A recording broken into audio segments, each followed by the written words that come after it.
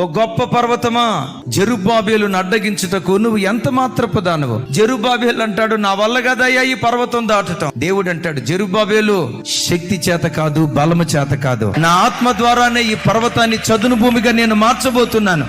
ముగింపులో దేవుడు ఏమంటాడో తెలుసా?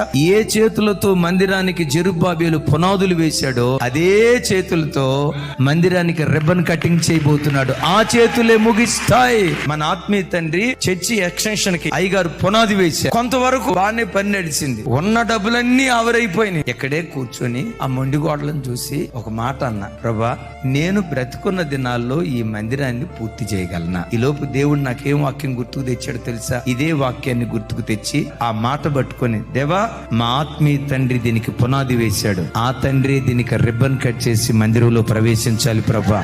దేవుని కృప సమస్తాన్ని సమకూర్చి ఇంత విశాలమైన మందిరాన్ని